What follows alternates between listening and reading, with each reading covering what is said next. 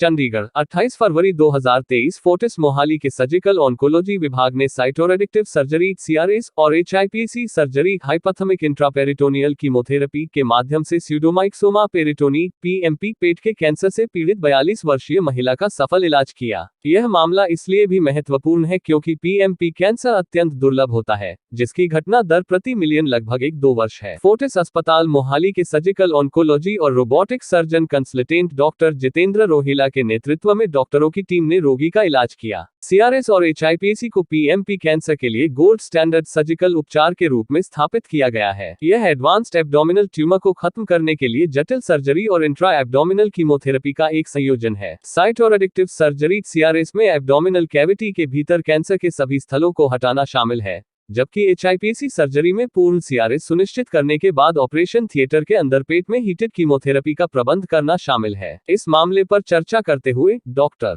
रोहिला ने कहा, यह एक जटिल सर्जरी थी जिसमें बोवेल रेसेक्शन और लीवर और आंतों से ट्यूमर को हटाना शामिल था। पूर्ण साइटोडक्शन में लगभग 8 घंटे लगे। ट्यूमर को हटाने के बाद 90 मिनट के लिए एचआईपीसी की गई। ऑपरेशन के बाद रोगी की सेहत में सुधार हुआ और सर्जरी के 10 दिन बाद उसे छुट्टी दे दी गई। वह अब पूरी तरह से ठीक हो गई है और आज सामान्य जीवन जी रही है। तो सर, जैसे मैं एक जीआई कैंसर एक्सपर्ट हूँ, तो मैं जीआई कैंसर या फिर डाइजेस्टिव सिस्टम कैंसर्स के बारे में बात करूँगा। डाइजेस्टिव सिस्टम कैंसर्स हमारे जो डाइजेस्टिव सिस्टम के जो ट्रैक्ट हैं, जो ऑर्गन्स रहते हैं, जैसे कि फूड पाइप का कैंसर या फिर पेट का कैंसर या फिर छोटी आंत या बड़ी आंत का cancer, liver cancer, pancreas cancer और हमारे हेपेटोबिलियरी कैंसर्स इसमें आते हैं। तो इसमें हमारे कुछ सिम्टम्स रहते हैं जिसमें कि जो ऑर्गन का जहाँ का कैंसर है उसके हिसाब से सिम्टम्स आएंगे। अगर फूड पाइप का कैंसर्स है तो उसके अंदर हमारा खाना निगलने में दिक्कत होगी, या फिर रिपीटेड किसी को वॉमिटिंग हो रहा है, किसी का वेट लॉस हो रहा है। अगर स्टमक कैंसर रहेगा तो उसको वॉमिटिंग में ब्लड आ सकता है, उसका वेट लॉस हो सकता है, जनरलाइज वीकनेस हो सकता है किसी को। अगर किसी को पैनक्रियाज का कैंसर या हेपेटोबिलियरी कैंसर या लिवर कैंसर है, उसके अंदर किसी को पीलिया हो रहा है, आपने लोकल ट्रीटमेंट ले लिया फिर भी ठीक नहीं हो रहा, तो हो सकता है कि वो कैंसर है।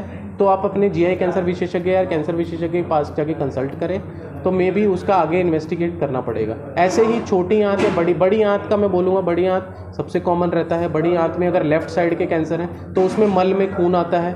अगर आपकी फ्रीक्वेंसी या फिर कंसिस्टेंसी ऑफ स्टूल, जो आप मल की जो आपकी हैबिट्स रहती हैं वो चेंज हो गई हैं, या फिर मल में खून आ रहा है, अगर राइट साइड का है तो जनरलाइज वीकनेस रहता है। तो ये तरह के ऐसे सिम्टम्स हैं जीआई कैंसर्स के। और ये जो जैसे मैंने आज प्रेस कॉन्फ्रेंस में बताया है, ये एडवांस्ड एब्डोमिनल कैंसर्स हैं, जिसके अंदर की पेट के अंदर यूजली पानी भरता है, या पेशेंट को भूख नहीं लगता है, या फिर उसका वेट लॉस हो रहा है। तो ऐसे सिम्टम्स इग्नोर ना करें। या तो ये एडवांस्ड एब्डोमिनल कैंसर्स हैं या फिर अर्ली स्टेज में हैं। अगर हम अर्ली स्टेज में इनको पकड़ रहते हैं इन्वेस्टिगेशंस करके, जो कि बैटरी ऑफ टेस्ट होते हैं, जिसके कि एंडोस्कोपीज़ रहते हैं, यूजली अपर जीआई के एंडोस्कोपी या लोअर जीआई के एंडोस्कोपी, इंक्लूडिंग सीटी स्कैन या पेट स्कैन करके हम पाते हैं कि उसका पेशेंट का स्टेज क्या है। और बायोप्सी करना भी इम्पॉर्टेंट रहता है मोस्ट ऑफ द टाइम्स हमारा, क्योंकि बायोप्सी के ऊपर ही डिसीजन लगता है कि बायोप्सी किस तरह का ट्यूमर है, वो कितना अग्रेसिव ट्यूमर है, वो उसके बेसिस पे हम डिसाइड करते हैं कि पेशेंट का ट्रीटमेंट कैसे होगा। तो अर्ली स्टेज में क्या होता है कि स्टेज 1 और स्टेज 2 में जो ट्यूमर रहता है वो जहाँ पे ओरिजिनेट हुआ है सिर्फ वहीं पर रहता है। स्टेज 3 में वो आसपास के ऑर्गन्स को इन्वॉल्व करना स्टार्ट कर देता है, जिसमें कि लिम्फ नोड्स आते हैं या फिर एडजेसेंट ऑर्गन्स जो भी उसके आसपास के जो ऑर्गन है उसको इन्वॉल्व कर लेते हैं। स्टेज 4 में वो बीमारी बाकी ऑर्गन्स में फैल जाती है, जैसे लंग्स में चलेगी, लिवर में चलेगी, या पेट के अंदर पानी कर दिया उसने। तो स्टेज 1 और स्टेज 2 में अगर हम किसी चीज़ को पकड़ लेते हैं तो उसका लोकलाइज ट्रीटमेंट, मतलब सर्जरी से या रेडिएशन थेरेपी से ट्रीटमेंट पॉसिबल होता है। स्टेज 3 स्टेज 4 में कीमोथेरेपी का रोल थोड़ा ज़्यादा हो जाता है, जिसमें या तो कीमोथेरेपी के बाद सर्जरी या सर्जरी के बाद कीमोथेरेपी की ज़रूरत लगती है। तो स्टेज 3 और स्टेज 4 में भी आपका आजकल एडवांसमेंट इतना ज़्यादा हो गया है कि हम पेशेंट को अच्छा लाइफ स्पैन दे सकते हैं with good quality of life. जैसे कि आज हमने बात करी है, ये एडवांस्ड एब्डोमिनल कैंसर था। अगर हम ऐसे तरह के कैंसर, पेट के कैंसर जैसे स्यूडोमिक्सोमा पेरिटोनी है, अगर इस तरह की सर्जरी हम उसमें ऑफ़र कर पाए पेशेंट को, तो उसका सर्वाइवल बहुत अच्छा है।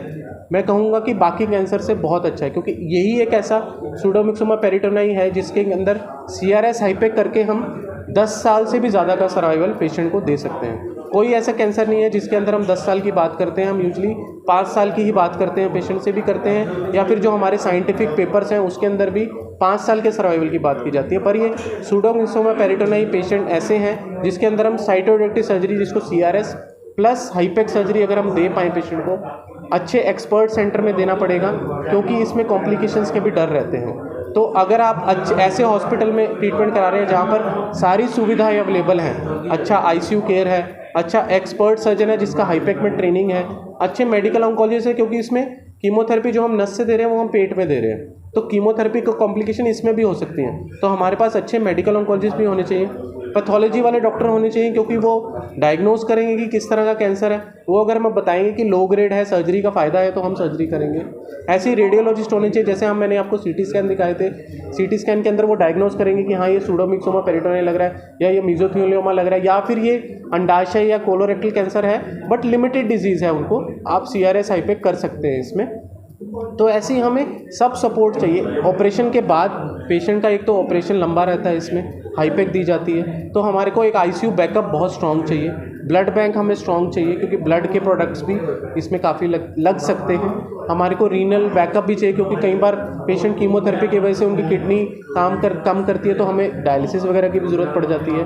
तो ऐसे हॉस्पिटल में आप कराएं जहाँ पर ये सब फैसिलिटीज़ आपकी अवेलेबल रहेंगी, तो पेशेंट का ट्रीटमेंट और उसका आउटकम बेटर रहता है। मैं कहूँगा कि जो ये GI के जो कैंसर्स हैं या पेट के जो कैंसर्स हैं, जो वेस्टर्न वर्ल्ड है जैसे US या फिर यूरोपियन कंट्रीज़ है, वहाँ का जो खान पान की जो लाइफस्टाइल है वो इंडिया में अभी बहुत ज़्यादा हो गया है।